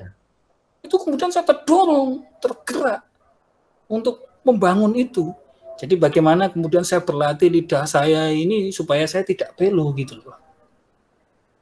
Hanya saya jadi juara qiraah, Pak, tingkat Kota Madya, saya menjadi juara puisi pertama tingkat Kota Madya. Saya mampu mendobrak itu, kemudian saya masuklah pada level saya yang kedua. Saya mencipta untuk bergerak supaya saya bisa retorika. Ilmu mantek, ilmu retorika, ilmu diplomasi kan hanya bisa dipelajari pada saat zaman saya dulu itu di pondok pesantren. Nah, saya nggak mendapatkan itu. Hanya saya bergabung di organisasi, saya mencari celah bagaimana saya supaya bisa memimpin dan lain sebagainya. Ketika itu selesai, terdobrak kemudian. Setelah itu Pak ngikutin, Pak.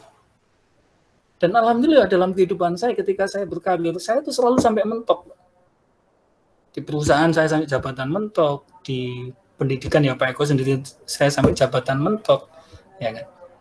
Saya wira swasta juga sempat sampai di level yang dimana saya bisa memiliki usaha.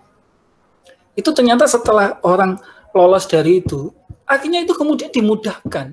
Ternyata bahasa dimudahkan menuju takdirnya itu, yaitu dengan itu tadi Pak, kalau dikaitkan dengan satu ayat yang lain, bahwa tidaklah berputus asa terhadap rahmat Allah kecuali orang yang kafir, orang yang ingkar.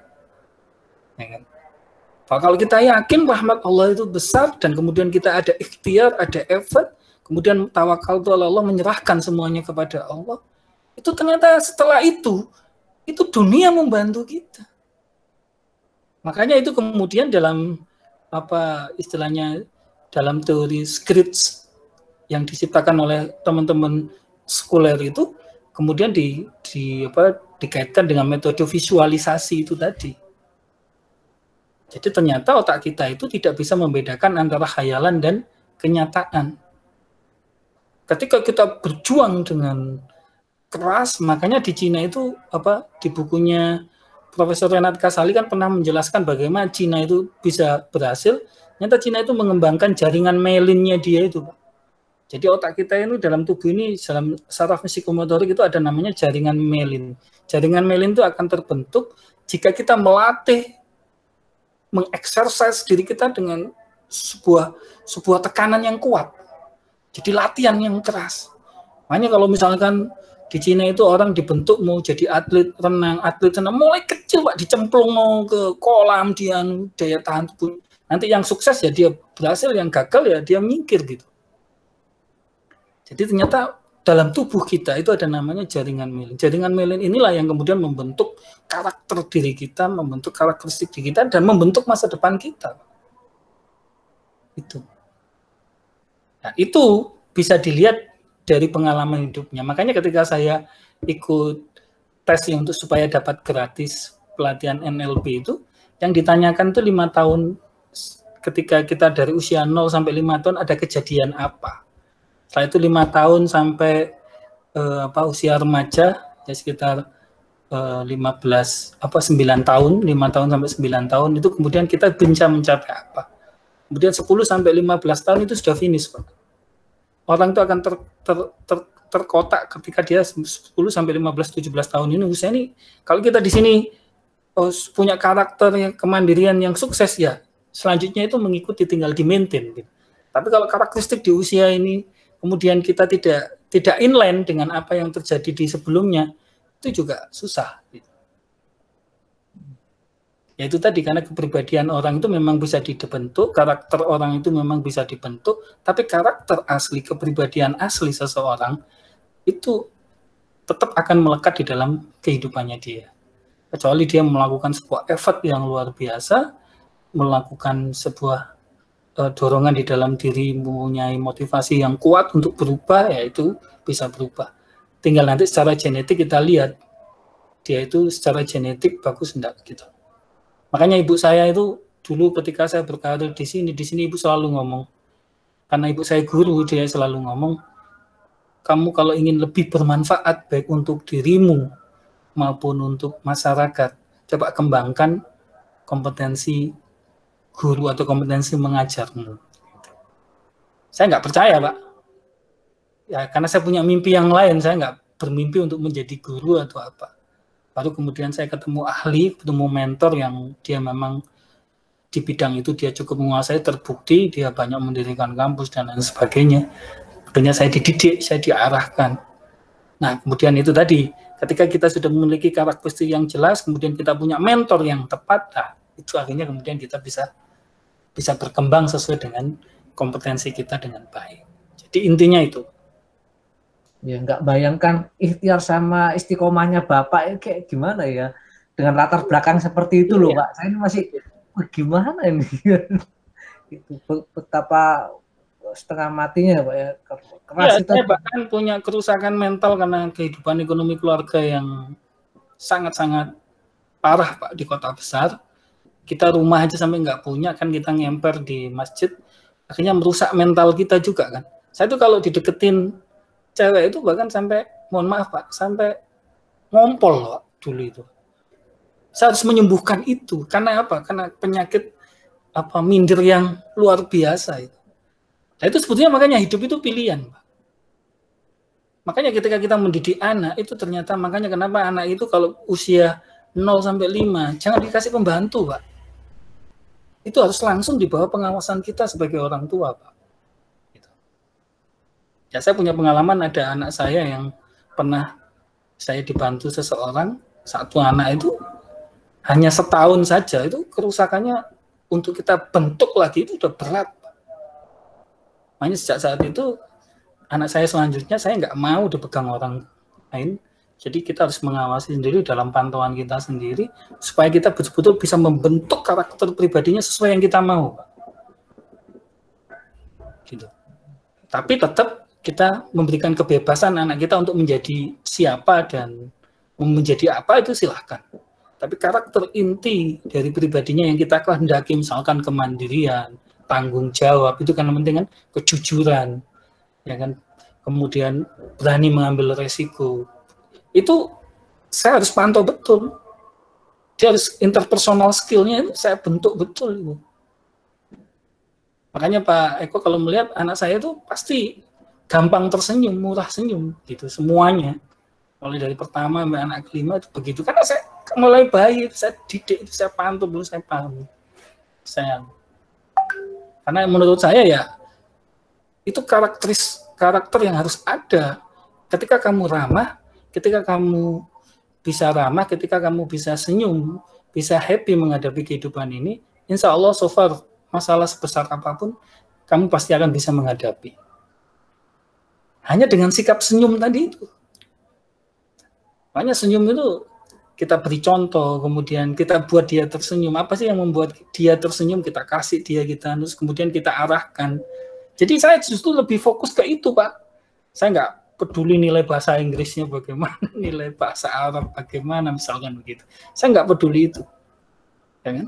Kalau tentang ibadah juga gitu, bahwa keyakinan dia terhadap Allah, terhadap Tuhan membantu dia dalam kondisi apapun. Kemudian sholat itu harus ikhlas, ya kan? Sholat itu bukan untuk Tuhan, tapi untuk kita. Gitu. Untuk membangun kedisiplinannya dia melalui ibadah dan lain sebagainya, itu penting. Jadi mungkin itu Pak Eko, semakin lama, semakin malam diskusinya. Tapi terus terang aja Pak, saya masih mikir gimana ikhtiar sama itu komanya itu Pak. Wah, itu luar biasa. Pokoknya kata kuncinya itu tadi Pak. Kalau di KKBN itu ngomong 0 sampai 12 tahun. Tapi lebih secara ekstrim yang paling penting itu adalah 0 sampai 9 tahun itu adalah masa pembentukan. Ya kan? 9 sampai selanjutnya itu sudah masa pertumbuhan dan masa masa performing tadi itu. Dia sudah harus menghasilkan achievement tertentu gitu. Kita harus tertentu. Makanya saya di usia 0 sampai 9 tahun itu bangun. Saya kemudian akhirnya di usia 11, 12 itu saya masa berprestasi kan, juara puisi, juara qiraat, juara ini dan itu saya bangun sendiri itu Pak, karena saya kan usia kecil sudah ditinggal orang tua Pak. Jadi kesadaran sendiri. Siap. Iya Pak. Mungkin itu yang pencerahannya, iya Bapak. Ya, bisa saya sampaikan. Terima kasih atas perhatian Bapak dan Ibu sekalian. Saya berdoa semoga Bapak Ibu, mungkin kalau sebelum saya tutup ada yang mau ditambahkan, Dr. Dia? Sampun Bapak, sementara ya cukup. Baik, kalau cukup, terima kasih atas perhatiannya. Saya berdoa semoga Bapak Ibu sekalian selalu sehat, selalu baik, selalu bahagia, selalu mendapatkan anak, istri, suami, keluarga yang menyenangkan hati. Ini doanya yang dianjurkan oleh Quran kan gitu. Amin. Jadi qurrata a'yun. Jadi memiliki keluarga yang bisa menyenangkan hati kita. Itu kata kuncinya yaitu tadi memiliki sikap senyum bahagia itu Pak. Jadi kalau kita punya sikap senyum bahagia dalam kondisi apapun, insya Allah solusi itu pasti akan keluar dari setiap masalah yang kita hadapi. Tapi kalau belum kita sudah menyerah, putus asa, kemudian kecewa, berkeluh kesah, lah itu yang jadi masalah sebetulnya dalam kehidupan kita itu, karena kita mudah menyerah, putus asa, kecewa, berkeluh kesah, itu akhirnya membuntu jalan hidup kita. Ya, maka dari itu, marilah kita selalu yakin bahwa Tuhan akan bersama orang-orang yang yakin terhadap Tuhan, yakin terhadap rahmat Tuhan, dan selalu tenang di dalam kehidupan ini. Karena orang yang mendapatkan surganya Tuhan itu adalah orang-orang yang tenang. Jadi yang dipanggil oleh Tuhan itu bukan, wahai profesor, masuklah surga. Wahai miliarder, triliuner, masuklah surga. Wahai presiden, menteri, masuklah surga. Tidak. Tapi yang dipanggil Tuhan adalah, wahai jiwa-jiwa yang tenang. Apapun kehidupan kita, apapun masalah kita, apapun profesi kita, bagaimanapun kondisi kita, kalau kita tetap tenang menghadapi kehidupan ini, kita akan mendapatkan surga baik di dunia maupun di akhirat. Intinya kan. Pekerjaan juga begitu. Dengan kondisi kendala kita menghadapi karyawan, menghadapi tantangan dan lain sebagainya. Maka kata kuncinya adalah kita tetap harus bersikap tenang. Karena sebetulnya hakikatnya kita ini kan hanya sebagai wayang saja. Tuhan yang memberikan jalan, Tuhan yang memberikan solusi, dan solusi jalan Tuhan, rahmat Tuhan itu akan datang bersama orang-orang yang tenang sesuai janjinya, Pak. Janjinya Tuhan kan begitu. Makanya sebetulnya surga dunia dan surga akhirat itu bisa kita dapatkan. Semoga kita selalu diberi keyakinan oleh Tuhan, oleh Allah, sehingga kita bisa menjalani kehidupan ini dengan tenang, dengan baik, dengan bahagia, dengan keluasan berpikir, kebijaksanaan, keluasan rezeki, sehingga kita nanti bisa mengakhiri dan menjalani kehidupan ini dengan baik, kita mendapatkan kebaikan, kebahagiaan baik di dunia maupun di akhirat. Semoga Allah di bulan Ramadan ini mengijabahi doa kita dan keluarga akan selalu diberikan kebahagiaan di dunia maupun di akhirat. Terima kasih. Sekian. Assalamualaikum warahmatullahi wabarakatuh. Waalaikumsalam warahmatullahi wabarakatuh. Terima kasih sharing-sharingnya Bapak. Sama-sama, Bu. Yeah.